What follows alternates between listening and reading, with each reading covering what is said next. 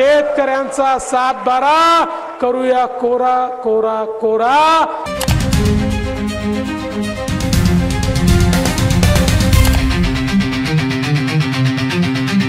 मी बच्चू कडूला लेखी दिलाय त्यांच्या आंदोलनात जाऊन की बच्चू कडूचे आपल्याला कर्जमाफी करायची आहे, ते आमचं वचन आहे। बच्चू कडू यांनी शेतकऱ्यांच्या कर्जमाफीच्या मागणीसाठी पुन्हा एकदा आंदोलन सुरू केलं आहे। यावेळी ते 7-12 कोरा कोरा यात्रा या स्वरूपात आहे। महाराष्ट्र सरकारने कर्जमाफीबाबत सकारात्मकता दाखवली असली तरी प्रश्न उपस्थित होतो की शासनाच्या तिजोरीत खरोखरच कर्जमाफीला लागणारी रक्कम उपलब्ध आहे का? लाडकी बहीण योजना, वेतन आयोग, शासकीय जाहिराती आणि इतर आर्थिक उपक्रमांमुळे तिजोरीवर ताण आहे का? याचे विश्लेषण करणारा हा स्पेशल रिपोर्ट पाहत रहा विदर्भ मतदार। शेतकऱ्यांच्या कर्जमाफीची मागणी महाराष्ट्रात सध्या गेल्या अनेक वर्षापासून आहे। बच्चू कडू यांनी यापूर्वीही उपोषणासारख्या आंदोलनाद्वारे हा मुद्दा लावून धरला होता। शेतकरी कर्जमाफीची मागणी निवडणूक काळात मोठ्या प्रमाणात चर्चेली गेली, परंतु निवडणुका संपल्यानंतर याबाबत ठोस कारवाई झाली नाही। काही अहवालानुसार शेतकरी कर्जमाफी सध्या तरी शक्य नसल्याचे सांगितले जात आहे, कारण तिजोरीवर लाडकी बहीण योजनेसारख्या इतर योजनांचा मोठा ताण आहे। मुख्यमंत्री माझी लाडकी बहीण योजना ही महाराष्ट्र सरकारची एक महत्वाकांक्षी योजना आहे, जी ऑगस्ट 2024 मध्ये सुरू झाली। या योजनेअंतर्गत 21 ते 65 वयोगटातील पात्र महिलांना ज्यांचे वार्षिक उत्पन्न 2.5 लाख रुपयांपेक्षा कमी आहे, दरमहा 1500 रुपये दिले जातात। सुमारे 2.5 कोटी महिलांना या योजनेचा लाभ मिळत आहे आणि फेब्रुवारी-मार्च 2025 साठी 3000 रुपये 2 महिन्यांचे हप्ते असे महिलांना देण्यात आले आहे। या योजनेसाठी दरमहा अंदाजे 3750 कोटी रुपये लागतात। यामुळे वार्षिक सुमारे 45,000 कोटी रुपयांचा खर्च येतोय।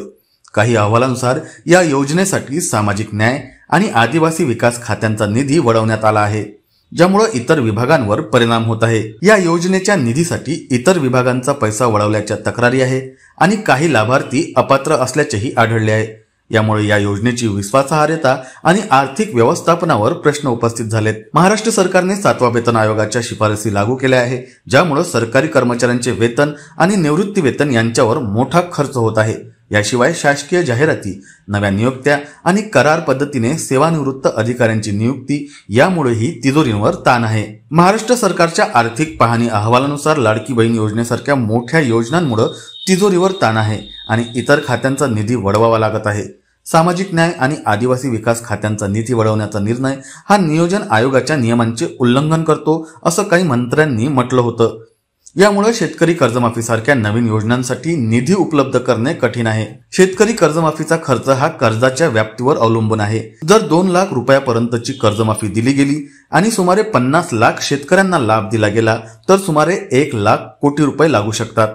हा आकडा तिजोरीच्या सध्याच्या क्षमतेच्या तुलनेत खूप मोठा आहे। सरकारकडे कर संकलन, केंद्राकडून निधी आणि कर्ज उभारणी हे पर्याय आहे, परंतु लाडक्या बहीण योजनेसारख्या विद्यमान योजनांमुळे कर संकलनाचा मोठा हिस्सा आधीच खर्च होत आहे। महाराष्ट्र सरकारने शेतकरी कर्जमाफीबाबत सकारात्मकता दाखवली असली तरी सध्याच्या आर्थिक परिस्थितीत तिजोरीत पुरेसा निधी उपलब्ध असण्याची शक्यता कमी आहे। लाडकी बहीण योजनेसारख्या योजनांमुळे दरवर्षी 45,000 कोटी रुपये खर्च होत आहे आणि इतर खात्यांचा निधी वळवल्याने आर्थिक व्यवस्थापनावर प्रश्न उपस्थित झाले आहे।